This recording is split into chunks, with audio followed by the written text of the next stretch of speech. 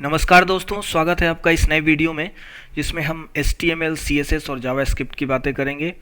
HTML और CSS पर मैंने ऑलमोस्ट डिटेल जितनी ज़रूरत है उतनी वीडियो ऑलरेडी बना रखी है और उसका लिंक मैं इस डिस्क्रिप्शन में दे दूंगा, इस वीडियो के डिस्क्रिप्शन में। आप वहां से उस दोनों वीडियो को ज़रूर देखें। जावास्क्रिप्ट को भी मैंने समझाया है, लेकिन इसमें हम जावास्क्रिप्ट को एज अ प्रोग्रामिंग लैंग्वेज थोड़ा और डिटेल में देखेंगे और CSS की जो थोड़ी सी बातें रह गई हैं उसको भी मैं आगे जब एग्जाम्पल्स समझाऊंगा प्रैक्टिकल तब क्लियर कर दूंगा।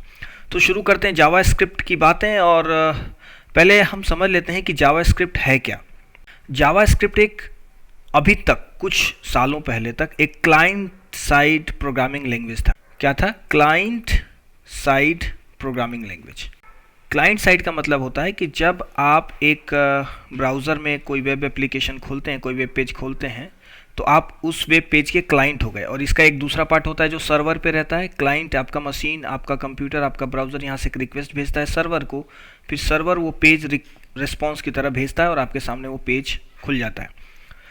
तो इस आपके पास जब वो पेज आ गया तो ये क्लाइंट पेज बन गया और इस पर जितनी भी एक्टिविटीज़ हो रही हैं ये सब कौन हैंडल करता है? जावास्क्रिप्ट।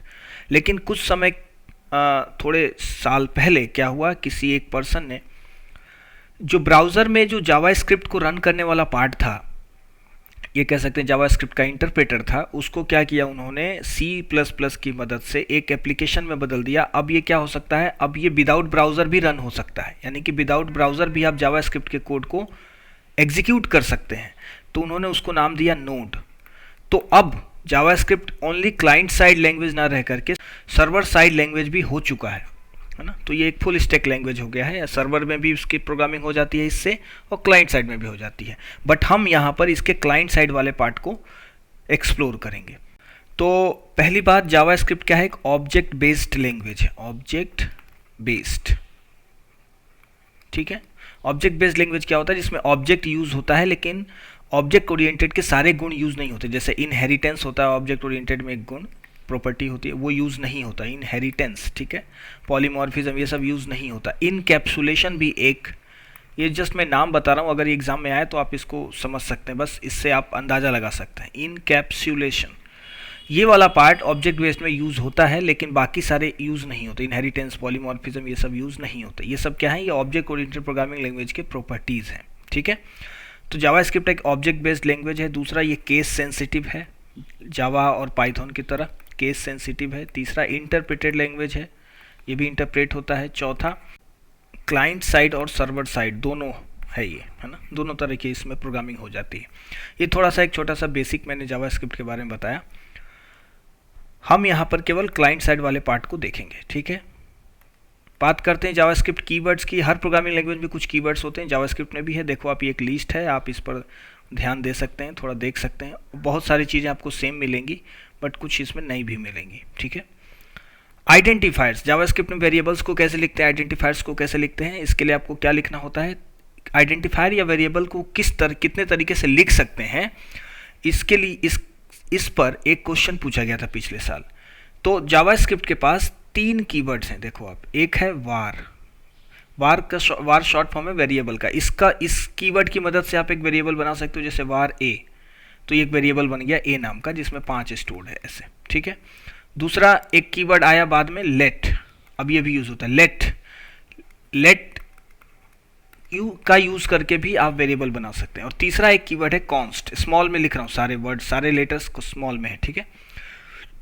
कॉन्स्ट ये भी एक कीवर्ड है जावास्क्रिप्ट का। कॉन्स्ट अगर आप बनाओगे तो क्या होगा, इन दोनों में आप बाद में ए की वैल्यू को चेंज कर सकते हो क्योंकि ये वेरिएबल है, ठीक है, चेंज हो जाएंगे। लेकिन डी को अगर आप बाद में कुछ करने गए तो ये आपको एरर जनरेट करेगा, ये पॉसिबल नहीं होगा। क्यों? क्योंकि आपने इसको कांस्टेंट कर दिया। तो जावास्क्रिप्ट क्या करता है, 2 तरीके से आप वेरिएबल बना सकते हैं जिसकी वैल्यू बाद में चेंज हो जाएगी, लेकिन कॉन्स्ट से अगर आपने बना, आपको कांस्टेंट बनाना, आप चाहते हैं कि इसकी वैल्यू बाद में प्रोग्राम में एक बार बन गया उसके बाद कभी चेंज ही ना हो, तो आप उसको कॉन्स्ट कीवर्ड से बना सकते हैं। तो टोटल 3 कीवर्ड्स का यूज करके 3 तरीके से आप वेरिएबल या कॉन्स्टेंट्स बना सकते हैं। समझ में आई बात? इसको बनाने को क्या कहते हैं? डिक्लेरेशन, डिक्लेयर कर सकते हैं, ठीक है, घोषित कर सकते हैं, हिंदी में अगर वर्ड आए तो घोषित कर सकते हैं, ठीक है। तो ये 3 तरीके से आप क्या बना सकते हैं, वेरिएबल, जावा में भी मैं ये छोड़ दिया था, जावा में भी कॉन्स्ट जैसा एक कीवर्ड है फाइनली, इसकी मदद से अगर आप कोई वेरिएबल बनाओगे ना, फाइनली कीवर्ड लगा दोगे तो वो कॉन्स्ट की तरह हो जाएगा, वो बाद में चेंज ही नहीं होगा, उसकी वैल्यू कुछ भी चेंज नहीं होगी। ठीक है, बात करते हैं जावास्क्रिप्ट के डेटा टाइप्स की। डेटा टाइप्स को दो तरीके में बांटा गया है जावास्क्रिप्ट में, प्रिमिटिव और नॉन प्रिमिटिव। जैसे जावा में बांटा गया था, प्रिमिटिव में क्या आते हैं एकदम बेसिक वाले, जैसे नंबर, बुलियन, नल। नल भी एक देखो एन कैपिटल है इसका ना, नल टाइप का एक डेटा टाइप है जावास्क्रिप्ट के पास। एक अनडिफाइंड है, ये दोनों डिफरेंट है ना, और थोड़े बहुत सारे गुण इन दोनों के मैच करते हैं, बट बहुत सारे मैच नहीं भी करते, और एक स्ट्रिंग तो है ही है। ठीक है, उसके वाला नॉन प्रिमिटिव में क्या आता है, एक ऑब्जेक्ट आता है, ऑब्जेक्ट बेस्ड है, तो ऑब्जेक्ट इसका एक खास गुण है जावास्क्रिप्ट का, और एरे आता है इसमें, और क्या आता है, फंक्शंस। ठीक है, जावा में देखो आप, जावा में नॉन प्रिमिटिव में स्ट्रिंग था, लेकिन जावास्क्रिप्ट में स्ट्रिंग प्रिमिटिव है ना, यहाँ पर कैर का कोई इशू नहीं है, कैर वाला कोई पार्ट नहीं है। ठीक है, जावास्क्रिप्ट ऑपरेटर्स को देख लेते हैं हम। देखो जावास्क्रिप्ट में इतने ऑपरेटर्स यूज होते हैं। ये आपका क्या है, ये आपका क्या है, अर्थमेटिक ऑपरेटर्स। ठीक है, आप देखिए बहुत सारी चीज़ें सेम हैं, ऑलमोस्ट ये सभी में रहती हैं। यहाँ पर भी क्या नहीं है, फ्लोट डिवीजन नहीं है जो पाइथन में था, याद होगा आपको। यहाँ पर इंक्रीमेंट और डिक्रीमेंट ऑपरेटर भी है जावा जैसा, इसका काम वही है सेम जो मैंने जावा में एक्सप्लेन किया है, और इससे भी क्वेश्चन पूछा गया, जावास्क्रिप्ट में भी इसी ऑपरेटर से क्वेश्चन पूछा गया था, बट बहुत सिंपल था। ये क्या है, असाइनमेंट ऑपरेटर है, सारे ऑपरेटर्स के साथ इसमें असाइनमेंट ऑपरेटर यूज हो जाता है। आप एक चीज़ ध्यान देखना, जावा में ये एक्सपोनेंट ऑपरेटर नहीं था, लेकिन जावास्क्रिप्ट में इसको ऐड कर दिया गया है 2016 से। ठीक है, एक्सपोनेंट ऑपरेटर जावा में नहीं था। एक्सपोनेंट कैसे यूज़ करते हैं मैंने बताया है ऑलरेडी, 2 की पावर 5 ऐसे करोगे तो क्या हो जाएगा, ए में 32 2 की पावर 5 कैलकुलेट होके आ जाएगी, लेकिन जावा में ये नहीं था, पाइथन में था, जावास्क्रिप्ट में था। तो ये उन्हीं सारी ऑपरेटर्स को यूज़ करके हम असाइनमेंट ऑपरेटर कर सकते हैं। ये एक नॉर्मल असाइनमेंट ऑपरेटर है, कोई वैल्यू किसी में आप स्टोर कर रहे हैं, बाकी सब आप उस ऑपरेशन के साथ कर रहे हैं। ठीक है, नेक्स्ट ऑपरेटर जो जावास्क्रिप्ट में है वो है कंपैरिजन ऑपरेटर। देखो आप, इतने कंपैरिजन ऑपरेटर्स यूज़ करता है जावास्क्रिप्ट, इन सब से आप वाकिफ़ हैं, greater than, less than, greater than equal to, less than equal to. Ternary operator ये वाला है, इसको मैंने जावा में एक्सप्लेन किया है, यहाँ भी आपको दिखा दूंगा। इससे भी एक क्वेश्चन पूछा गया था पिछले साल जावास्क्रिप्ट में। ठीक है, तो ये जावा में भी आ सकता है, जावास्क्रिप्ट में भी आ सकता है, कहीं भी ये ऑपरेटर्स बहुत इंपॉर्टेंट है। कौन कौन से, इंक्रीमेंट, डिक्रीमेंट, टर्नरी ऑपरेटर, ये सब बहुत इंपॉर्टेंट है, इसको समझ लेना आप अच्छे से। जावास्क्रिप्ट में देखो आप, इक्वल इक्वल टू चेक करने के लिए सभी लैंग्वेजेस में यही यूज होता है। एक जावास्क्रिप्ट में ये भी एक है, देखो triple equal to. Triple equal to क्या चेक करता है, एक ट्रिपल इक्वल टू चेक अगर करोगे आप, तो ये क्या चेक करेगा, ये चेक करेगा कि इन दोनों में वैल्यू सेम है, और साथ में इन दोनों का टाइप भी सेम होना चाहिए। अगर ये इंटीजर है और ये फ्लोट है और वैल्यू सेम है, तो ये क्या बताएगा, फॉल्स, है ना। हर एक कंपेरिजन ऑपरेटर आपको ट्रू या फॉल्स ही वैल्यू देगा आपको, ये ध्यान रखना आप, है ना। ये क्या है, लॉजिकल ऑपरेटर्स हैं, दो ट्रू फॉल्स वैल्यूज को एंड के थ्रू, और के थ्रू और नॉट के थ्रू हम जोड़ सकते हैं, वो वाले हैं, ये आप जानते हैं ऑलरेडी। बिट वाइज ऑपरेटर इतने हैं जावास्क्रिप्ट के पास, ये मैं ऑलरेडी समझा चुका हूँ पाइथन के केस में भी, आप बस देख लें, यहाँ पर मैं बस आपको दिखाने लाया हूँ। जैसे अगर ये एंड ऑपरेटर यूज़ करोगे तो क्या होगा, ये ऐसे आपने यूज़ किया 5 and 1, तो 5 पहले बाइनरी में जाएगा, बिट वाइज, बिट लेवल पर ये ऑपरेशन होगा, है ना। फिर 1 को भी बाइनरी में कन्वर्ट कर दिया, फिर बिट बाय बिट इसका क्या कर रहे हैं हम, एंड ऑपरेशन कर रहे हैं। 1 1 फर्स्ट बिट 1 1 का एंड क्या होगा, 1 0 0 का 0 होगा, 1 0 का 0 होगा, इस तरह से। तो फिर ये जो इसको डेसिमल में कन्वर्ट करेंगे तो ये 1 आएगा आउटपुट। तो ये एक बिटवाइज ऑपरेटर है, इसमें लेफ्ट शिफ्ट है, राइट शिफ्ट है, अनसाइंड राइट शिफ्ट है। तो ये इस पे अभी हम नहीं जा रहे हैं, ये सब अगर हमें देखना होगा तो हम बाद में डिटेल में देखेंगे। इस एग्जाम के पॉइंट ऑफ व्यू से पहले के ऑपरेटर्स ही इंपॉर्टेंट है।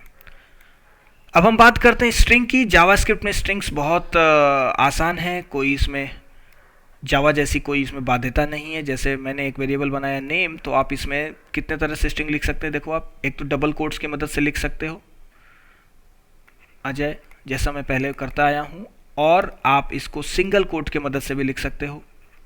दोनों ही स्ट्रिंग है इसमें, जावा जैसा इसमें इशू नहीं है कि इससे केवल आप कैरेक्टर ही लिख पाओगे सिंगल वाले से, पाइथन जैसा है ये, दोनों ही से लिख सकते हो। लेकिन यहाँ पर ट्रिपल कोट्स का यूज़ नहीं होता है ना, ये ध्यान रखेंगे आप, ट्रिपल कोट्स का यूज़ नहीं होता जावा स्क्रिप्ट में, पाइथन में होता है। यहाँ पर एक तीसरे टाइप का से आप स्ट्रिंग लिख सकते हो जिसे कहते हैं टेम्पलेट स्ट्रिंग। उसमें क्या होता है, ये वाला साइन यूज़ होता है। ये कहाँ होता है मैं बता रहा हूँ आपको, आप जो आपका कीवर्ड ABCD अल्फ़ाबेटिक वाला जो कीवर्ड्स है उसमें 1 के लेफ्ट साइड में रहता है, ये टिल्ड के साथ ये रहता है, ठीक है, ये सिंबल। और इसके बीच अगर आप कोई भी स्ट्रिंग लिखोगे तो इसे क्या कहते हैं हम, टेम्पलेट स्ट्रिंग। इसके अंदर आप वेरिएबल भी लगा सकते हो, जैसे मैंने लिखा मैंने एक स्ट्रिंग बनाया वेर str, स्ट्रिंग का नाम मैंने दिया str, और मैंने क्या लिखा, ये टेम्पलेट स्ट्रिंग शुरू किया और मैंने लिखा माई नेम इज़, और मैं क्या करूँगा यहाँ पर ये $साइन लगा के ये करे है कर्ली ब्रेसेस, और यहाँ पर लिख दूंगा नेम, कर्ली ब्रेसेस ख़त्म। तो क्या होगा यहाँ पर, ये इतने का मतलब है $साइन और कर्ली ब्रेसेस ओपन एंड और उसके बीच में वेरिएबल का नाम। तो क्या होगा, स्ट्रिंग क्या बन जाएगा, माई नेम इज, और ये नेम का वैल्यू यहाँ से उठ कर आ जाएगा अजय। समझ रहे हो आप, इसको हम देखेंगे प्रैक्टिकली। तो 3 तरीके से आप स्ट्रिंग लिख सकते हैं। स्ट्रिंग की लेंथ जानने के लिए आपके पास एक प्रॉपर्टी है लेंथ, डॉट लेंथ है ना, जैसे नेम डॉट लेंथ, तो बता देगा कि इसमें 4 कैरेक्टर है, ठीक है। आपको याद होगा जावा में लेंथ प्रॉपर्टी नहीं है स्ट्रिंग के पास, लेंथ फंक्शन होता है, जबकि एरे के पास लेंथ प्रॉपर्टी होती है। तो ये सब चीज़ों में थोड़ा फर्क रखना आप। बट जावा स्क्रिप्ट में लेंथ एक प्रॉपर्टी है, फंक्शन की तरह नहीं कॉल होता है। हम देखेंगे इसको। उसके बाद एक और नॉन प्रिमिटिव डेटा टाइप देख लेते हैं, एरे। एरे जावा स्क्रिप्ट में बहुत आसान है, जावा जैसा नहीं है, पाइथन जैसा है ऑलमोस्ट। आप क्या कर सकते हैं, एरे कैसे बनाएंगे, वार से ही बनेगा हर वेरिएबल। कार्स बनाया मैंने, और आप इसको ऐसे पाइथन जैसा बनाएंगे, ठीक है। BMW ये पहला कार हो गया, कॉमा टाटा, इस तरीके से आप 2-3 जितने भी चाहे ऐड कर सकते हैं। तो ये क्या बन गया, एक एरे। क्लियर है बात आपको, एरे बन जाएगा। और एरे में भी बहुत सारे फंक्शन हो गए। इसमें एक अगर वैल्यू यहाँ पर लास्ट में ऐड करना है तो वहाँ क्या था पाइथन में, अपेंड, यहाँ पर क्या है, पुश, ठीक है। तो कैसे लिखेंगे, कार्स डॉट पुश, और यहाँ पर वो वैल्यू दे देंगे नैनो। तो क्या होगा, अब एरे में यहाँ तो था ही, यहाँ पर नैनो जुड़ जाएगा। समझ गया बात। और दूसरी बात, इस एरे में, जावास्क्रिप्ट के एरे में आप किसी भी तरह का वैल्यू ऐड कर सकते हैं, इस पर कोई बाउंडेशन नहीं है। लेकिन जावा में क्या था कि आप इंटीजर टाइप का बनाओगे तो इंटीजर ही ऐड होगा, लेकिन पाइथन जैसा ही यहाँ भी है, आप किसी भी टाइप का वैल्यू इसमें स्टोर कर सकते हैं। यहाँ भी इंडेक्सिंग होगी 0 1 2 3, रिवर्स इंडेक्सिंग जावास्क्रिप्ट में नहीं होती जो पाइथन में होती है। इतनी चीज़ें आपको ध्यान रखनी है बस। जावास्क्रिप्ट में एक और टाइप का नॉन प्रिमिटिव डेटा टाइप है ऑब्जेक्ट। ऑब्जेक्ट क्या होता है, ऑब्जेक्ट एक तरीके का रियल टाइम एंटिटी होता है। जैसे आप समझो कि अगर हम पूरे ह्यूमन को एक क्लास माने तो ह्यूमन क्लास का एक ऑब्जेक्ट हो गया एक पर्सन, और हर पर्सन के पास क्या होती है, कुछ प्रॉपर्टीज़ होती हैं, जैसे उसका नाम होता है, एड्रेस होता है। तो इस तरीके से ऑब्जेक्ट को रिप्रेजेंट किया जाता है। जैसे मैंने एक ऑब्जेक्ट बनाया वार पर्सन, तो ऑब्जेक्ट कैसे बनेगा, सबसे पहले ऑब्जेक्ट को बनाने के लिए आपको कर्ली ब्रेसेस का इस्तेमाल करना होगा, और इसमें की वैल्यू के फॉर्म में पेयर होगा, जैसे वैल्यू स्टोर होगी, जैसे नेम, तो ये कोलोन है ना, पाइथन के डिक्शनरी जैसा है ये। आपने यहाँ स्टोर किया अजय, पे कॉमा, आपने दिया एज, आपने दे दिया मान लो 28, कॉमा, एड्रेस ADD, आपने यहाँ दे दिया मान लो कोलकाता।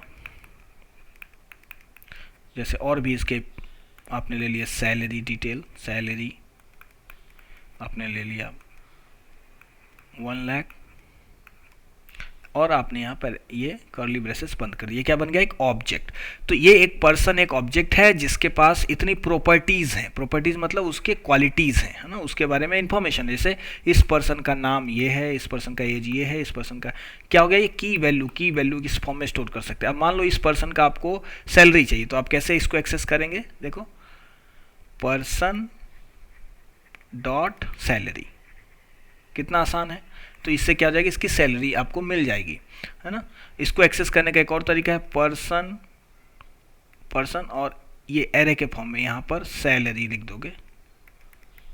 यहाँ पर क्या होता है, ये जो की है ये इंडेक्स की तरह भी इस्तेमाल कर सकते हो आप। पर्सन और इसके बीच सैलरी लिख दोगे तो इसका सैलरी आ जाएगा आपके पास।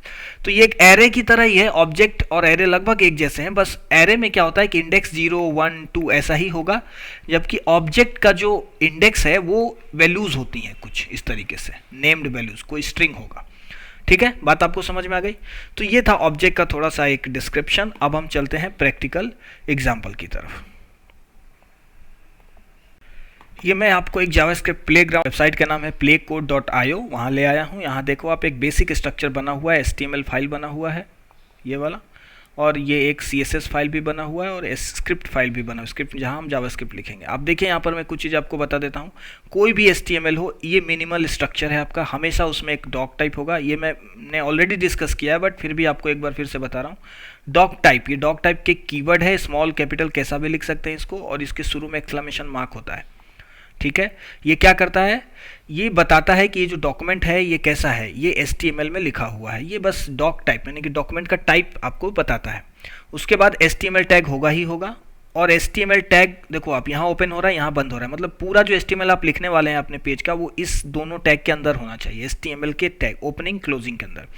और HTML फिर दो पार्ट में बढ़ जाता है। HTML का कोई भी डॉक्यूमेंट है वो एक हेड पार्ट रहता है उसके पास, और एक बॉडी पार्ट रहता है। बॉडी पार्ट में वो चीज़ें रहती हैं जो एक्चुअली में डिस्प्ले होती हैं। हेड पार्ट वाली चीज़ें जो हैं वो मेटा इन्फॉर्मेशन रहता है। मेटा का मतलब होता है कि उस पेज के बारे में इंफॉर्मेशन है उसके पास। ठीक है, ये चीज़ें दिखाने के लिए नहीं, ये चीज़ें डिस्प्ले होने के लिए नहीं है। डिस्प्ले होने की चीज़ें केवल बॉडी में रहती हैं। यहाँ पर केवल उस पेज के बारे में इंफॉर्मेशन होता है, जिससे कि ब्राउज़र समझ पाए कि ये क्या पेज आ रहा है, इसमें क्या चीज़ें हैं, सर्च इंजन समझ पाए कि इसमें क्या क्या चीज़ें होने वाली हैं। ठीक है, दूसरी बात, हम स्टाइल सीट, जो external style seat, external CSS add करते हैं वो यहीं करते हैं। एक्सटर्नल आपको स्क्रिप्ट लगाना हो तो भी यहीं करते हैं। ठीक है, स्क्रिप्ट जो जावास्क्रिप्ट का टैग है वो भी आप यहाँ लगा सकते हैं स्क्रिप्ट, बट क्या किया जाता है, नॉर्मली क्या किया जाता है, स्क्रिप्ट को हेड के अंदर ना यूज़ करके बॉडी के सबसे लास्ट में रखा जाता है। देखो आप, हमेशा स्क्रिप्ट का जो टैग है वो हमेशा बॉडी के लास्ट में रखा जाता है, ताकि स्क्रिप्ट क्या होता है कि स्क्रिप्ट से बहुत सारे फंक्शंस रन हो रहे होते हैं, तो वो कई बार पेज की लोडिंग को रोक देते हैं या स्लो कर देते हैं। तो स्क्रिप्ट को सबसे लास्ट में रखा जाता है ताकि ये पूरा पेज जो बॉडी का पार्ट है वो पूरा लोड हो जाए, यूज़र को टाइम ना लगे, यूज़र को ऐसा ना लगे कि बहुत टाइम हो रहा है पेज लोड होने में। तो पहले पेज लोड हो जाए, फिर ये सबसे लास्ट में स्क्रिप्ट लोड हो, ताकि पेज जल्दी फास्ट यूज़र को मिले। ठीक है, तो अब एक बात और मैं आपको बता दूं, जैसे देखो आप यहाँ पर ये ID रखा गया। HTML टैग जो होते हैं उसमें मेनली तीन तरह की चीज़ें होती है। एक तो इसको कहते हैं एलिमेंट, ये टैग है H1P, है ना, बॉडी, ये सब टैग्स हैं। क्या कहते हैं इनको, टैग्स। दूसरा, इस टैग का यूज़ करके, जैसे देखो इस बॉडी टैग का यूज़ करके मैंने यहाँ पर कोई स्टाइल लिखा हुआ है, कोई स्टाइलिंग के रूल लिखे हुए हैं CSS फाइल में। स्टाइलिंग के रूल लिखने के यही तरीके हैं ना। आप यहाँ क्या लिखेंगे, क्या लिखेंगे, इसको कहते हैं सेलेक्टर। क्या कहते हैं, सेलेक्टर। सेलेक्टर मेनली बहुत तरह के, ऐसे तो 5 तरह के आजकल यूज़ हो रहे हैं, बट क्या होता है, मेनली जो सेलेक्टर्स यूज होते हैं जो एकदम बेसिक हैं वो हैं, एक तो टैग सेलेक्टर, मतलब आप एलिमेंट का नाम यूज़ करें, उसको टैग कहते हैं। दूसरा क्लास सेलेक्टर, ठीक है। तीसरा ID सेलेक्टर। ये 3 तरह के सेलेक्टर्स आप CSS में इस्तेमाल कर सकते हैं, और इनकी मदद से आप क्या करते हैं, उस पर्टिकुलर टैग या उस पर्टिकुलर पार्ट की क्या करते हैं, आप स्टाइलिंग करते हैं। तो यहाँ पर मैं अभी कौन सा टैग यूज़ कर रहा हूँ, टैग सेलेक्टर। और बॉडी को पूरे तरीके से मैंने क्या किया, स्टाइलिंग कर दी, उसका बैकग्राउंड कलर ट्रांसपेरेंट कर दिया, उसका कलर ये कर दिया। देखो आप, यही वाला कलर में इसका टेक्स्ट यहाँ डिस्प्ले हो रहा है। देखो पहले इसको मैं समझा देता हूँ जरा। ये हमारे कोड है, ये हमारा कंसोल का आउटपुट है, और ये हमारा वेब व्यू है जो वेब पेज में दिखेगा। आप देखिए बैकग्राउंड, हमने बॉडी को क्या किया, कलर ये कर दिया, तो उसी कलर में आउटपुट दिख रहा है। दिख रहा है आपको। अगर मैं इसको यहाँ पर चेंज कर दूँ, कुछ और कर दूँ, देखो आप, ये चेंज हो गया। तो ये कुछ प्रॉपर्टीज़ होती हैं जिसको यूज़ करके आप CSS में चेंज कर सकते हो अपने डिस्प्ले का फॉर्म। और पहला तो पहला तो टैग सेलेक्टर आप समझ गए। इसके अलावा और क्या सेलेक्टर्स हो सकते हैं, एक होता है क्लास, एक होता है ID। पहले ID समझ लो आप। अपने HTML डॉक्यूमेंट में आप इस तरीके से कि हर किसी भी टैग को, किसी भी एलिमेंट को ऐसे आप कोई ID दे सकते हैं। ये आपके ऊपर है, क्या दोगे आप, ID हेडर, ठीक है। और अब इस ID की मदद से आप स्टाइल्स लिख सकते हैं, है ना। मान लो मुझे उस हेडर में ID सेलेक्टर की मदद से उस पर्टिकुलर हेडर वाले पार्ट को, केवल इस वाले पार्ट को, केवल इस H1 को पे स्टाइलिंग लगानी है कुछ। अभी जो मैंने लगाया बॉडी पर, वो पूरे बॉडी के अंदर जितनी भी चीजें आएंगी सब पर लग गया, लेकिन मैं चाहता हूं केवल इस H1 पर लगे। तो मैंने क्या किया, इसको एक ID दे दिया, ठीक है। और मैं क्या करूंगा, इस ID सेलेक्टर की मदद से इसकी स्टाइलिंग करूंगा। देखो आप कैसे, ID लिखने का तरीका क्या है, स्टाइल सीट में आपको ये लगाना पड़ता है, ठीक है। और क्या लिखोगे, आईडी का नाम, जो भी आईडी वहां आपने डिफाइन किया, हेडर, और यहां पर मैंने इसका कलर कर दिया मान लो ग्रीन। देखो आप, अब ये क्या हुआ, अगर मैं इस बॉडी में कुछ और लिख दूं, जैसे मैंने क्या किया, एक और H2 यूज कर लिया, मान लो H2, इस पे कोई मैंने आईडी नहीं दिया, इसको बस मैं लिख रहा हूं सेकंड हेडर। देखो आप, और यहाँ पर मैं एक लाइन ब्रेक दे देता हूँ तो आपके कुछ समझो, H1 वगैरह जो टैग हैं, ब्रेक से BR से लाइन ब्रेक होता है। ओके, इसको इन लोगों ने बॉडी को क्या कर रखा है, देखो स्टाइल से इन्होंने बॉडी को क्या कर रखा है, डिस्प्ले फ्लेक्स कर रखा है, ठीक है। तो डिस्प्ले को मैं क्या कर देता हूँ, ब्लॉक।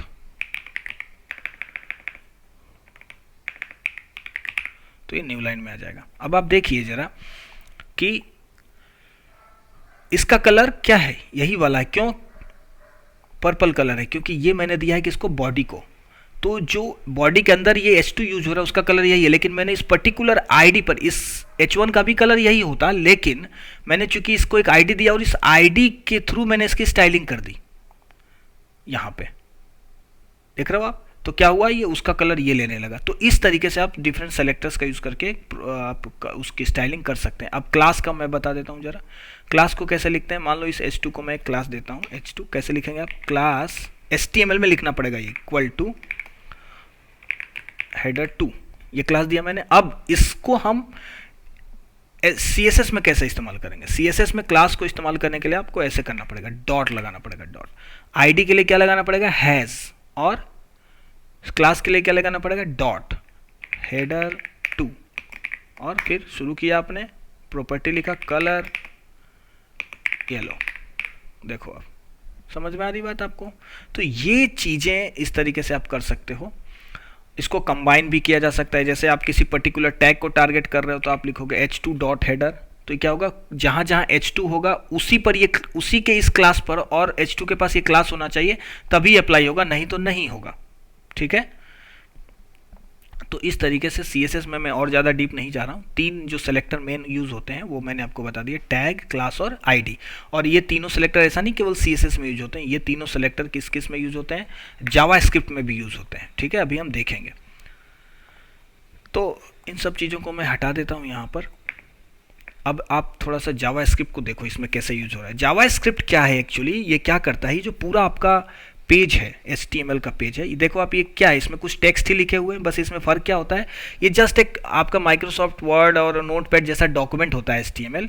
बस इसकी खास बात क्या होती है कि इसमें आपके पास मार्कअप्स होते हैं, टैग्स होते हैं, जिसकी मदद से आप खुद अपने पेज को फॉर्मेट करते हैं, आप बनाते हैं कहाँ पे पेज कैसा होगा, किस एरिया में क्या लिखना है, किस एरिया में क्या नहीं लिखना है, और CSS की मदद से उसकी आप स्टाइलिंग कर देते हैं, ठीक है। समझ में आई बात। एक क्वेश्चन पूछा गया था कि HTML में कितने तरह के लिस्ट अवेलेबल हैं, ये मैं ऑलरेडी बता चुका हूँ। HTML में 3 तरह के लिस्ट अवेलेबल हैं, ठीक है, अनऑर्डर्ड लिस्ट, ऑर्डर लिस्ट और डेटा लिस्ट, ठीक है। अब हम बात करते हैं जावास्क्रिप्ट की। देखो आप, मैंने एक एक्सटर्नल जावास्क्रिप्ट फाइल इसमें ऐड कर रखा है और वो यहाँ पर इसका कोड लिखा हुआ है। देखो मैं इसमें क्या कर रहा हूँ, इसमें क्या कर रहा हूँ, डॉक्यूमेंट। पहली बात तो आप ये समझ लो कि डॉक्यूमेंट का मीनिंग क्या है। जावास्क्रिप्ट क्या करता है, जो पूरा ये HTML का पेज जनरेट हो रहा है, इसके सारे चीज़ों को, इसके पूरे पार्ट को, इस पूरे डॉक्यूमेंट को क्या करता है, ऑब्जेक्ट फॉर्म में बदल देता है। ऑब्जेक्ट आपको याद होगा, अभी हम जावास्क्रिप्ट में ऑब्जेक्ट पढ़ कर आए हैं। मान लो एक पेज ऑब्जेक्ट बनाया, उसमें head property, body property, body के अंदर ये property, H1 property, H2 property, इस तरीके से डिफरेंट प्रॉपर्टीज की मदद से वो एक बड़ा सा ऑब्जेक्ट बना लेता है, जिसका नाम होता है, जिसको हम कहते हैं डॉक्यूमेंट ऑब्जेक्ट मॉडल, ठीक है, डोम। कई बार इसका फुल फॉर्म भी पूछा था, इसको शॉर्ट में क्या कहते हैं, DOM, डॉक्यूमेंट ऑब्जेक्ट मॉडल। ये क्या करता है, ये जावास्क्रिप्ट क्या करता है कि पूरे HTML जिसमें वो लिखा गया उसका एक डॉक्यूमेंट ऑब्जेक्ट मॉडल बना के अपने पास रख लेता है। अब आप उसको बोलोगे इस क्लास के साथ ये करना है, इस टैग के साथ ये करना है, इस आईडी के साथ ये करना है, वही फिर सेलेक्टर की बात आ गई।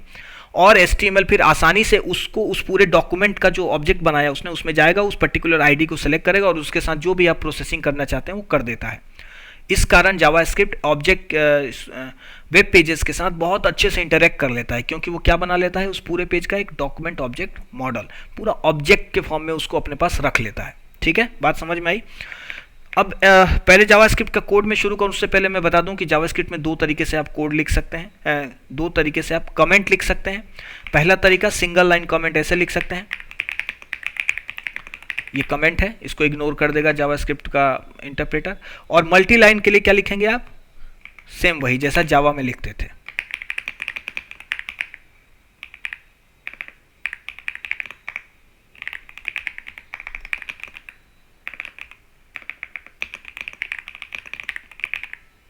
बंद कैसे होगा, ठीक है, तो ये मल्टी लाइन कमेंट हो गया। तो कमेंट आपको ऐसे लिख सकते हैं। कमेंट क्यों लिखते हैं, रीडेबिलिटी बढ़ाने के लिए। ठीक है, अब मैं इसको हटा रहा हूँ। देखो इसमें क्या किया गया, इस पहले हम जो ऑलरेडी हमें उसने कोड दिया है इस ऑनलाइन सिस्टम ने, उसको समझते हैं क्या है।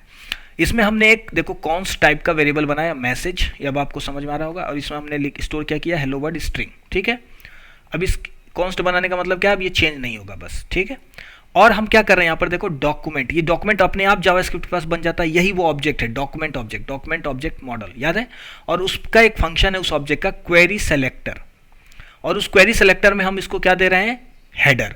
और हेडर के साथ ही क्या लगा है, हैज समझ आते ही समझ जाना आईडी की बात कर रहे हैं। तो ये हम क्या कह रहे हैं इससे जावास्क्रिप्ट को, कि जो ये एचटीएमएल डॉक्यूमेंट है उसमें आप इस आईडी को सेलेक्ट करिए, और उस आईडी का जो इनर एचटीएमएल है, उसका जो एचटीएमएल पार्ट है, उसमें ये मैसेज नाम का वेरिएबल रख दीजिए। तो अब ये क्या करेगा, ये एचटीएमएल में जाएगा, उस हेडर वाले आईडी को ढूंढेगा, यहाँ है, और इसका इनर एचटीएमएल इसके बीच में h1 h2 के बीच में क्या करेगा, ये वाला पार्ट रख देगा, कौन, मैसेज पार्ट। और मैसेज में क्या लिखा हुआ है, हेलो वर्ल्ड, और वही आपको यहाँ शो हो रहा है, देख रहे हो आप, क्योंकि यहाँ पर h1 h2 के बीच में हमने कुछ भी नहीं लिखा है। देखो कुछ लिखा है क्या, हमने कुछ भी नहीं लिखा है, लेकिन ये कैसे जनरेट हो रहा है, रन टाइम पर जावास्क्रिप्ट इसको जनरेट कर रहा है। बात समझ में आई आपको। और साथ ही वो क्या कर रहा है, इस मैसेज को जो इसमें स्टोर्ड है, इसको हम क्या कर रहे हैं, लॉग कंसोल डॉट लॉग कर रहे हैं। तो एक हर ब्राउजर में एक कंसोल भी होता है, जो कि एक्चुअली में डिस्प्ले नहीं हो रहा था, बट ये डिबगिंग वगैरह के लिए यूज होता है।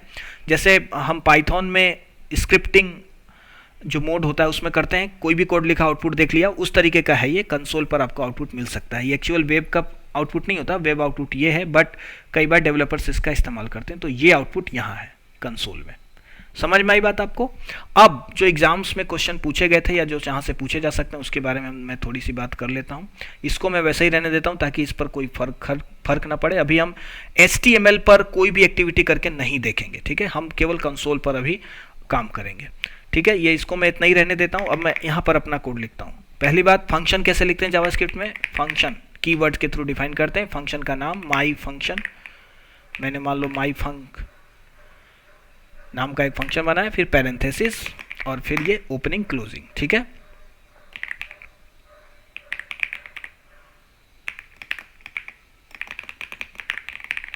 ठीक, दूसरी बात, जावा में क्या था, एक आपको सेमीकोलन लगाना पड़ता था हर लाइन को टर्मिनेट करने के लिए। जावास्क्रिप्ट में भी सेमीकोलन लगाना पड़ता है, लेकिन जावास्क्रिप्ट में मस्ट नहीं है। मतलब आप अगर मैं ये नहीं भी लगाऊं तो भी चलेगा, तो भी ये कोई एरर नहीं देगा, ये चलेगा। लेकिन जावा में अगर आप ये नहीं दोगे, आपने देखा था एरर आ गया था। तो जावास्क्रिप्ट में ये मस्ट नहीं है, आप दे भी सकते हैं, नहीं भी दे सकते हैं। मैं अभी बिना दे के आपको दिखा रहा हूँ क्योंकि इधर तो सब में दिया हुआ है। कन्वेंशन ये कहता है, अच्छे प्रोग्रामर की जो क्वालिटी है वो ये होनी चाहिए कि हमेशा वो जावास्क्रिप्ट में लगाए, लेकिन ये इसको नहीं लगाने से भी कोई फर्क नहीं पड़ता, ये मैं आपको दिखा रहा हूँ अभी। तो ये एक मैंने फंक्शन लिख दिया, ऐसे डिफाइन करते हैं फंक्शन को। पाइथन में कैसे करते थे, DEF कीवर्ड की मदद से। जावा में कैसे करते थे, जावा में आपको डेटा टाइप लिखना पड़ता था। फिर चूंकि जावा में मैंने आपको फंक्शन अभी दिखाया नहीं है, बट फंक्शन कीवर्ड यूज नहीं होता जावा में, लेकिन जावास्क्रिप्ट में कोई भी फंक्शन बनाने के लिए आपको फंक्शन कीवर्ड यूज करना पड़ता है। उसके बाद फंक्शन का नाम, पैरेंथेसिस, अगर आप कोई आर्गुमेंट चाहते हैं तो दे सकते हैं, नहीं चाहते तो कोई बात नहीं, और console I am a function, ठीक है। अब मैं ये तो जस्ट मैं प्रिंट करके दिखा रहा हूँ, आप इसके अंदर कुछ भी कर सकते हैं। और इसको रन, इस फंक्शन को कॉल कैसे करते हैं, बस आपको फंक्शन का नाम लिखना होता है ऐसे। देखो ये कॉल हो भी गया, क्योंकि ये ऑनलाइन जो सिस्टम है ऑटोमेटिक रीलोड हो रहा है, ऑटोमेटिक रन हो रहा है, इसलिए तुरंत ये रन हो गया और कोई एरर भी नहीं दिया। अगर मैं यहाँ पर सेमीकोलन लगाऊं तो भी कोई एरर नहीं देगा, फिर से रन हो गया, आपको पता नहीं चला, ठीक है। आई एम अ फंक्शन, ठीक है।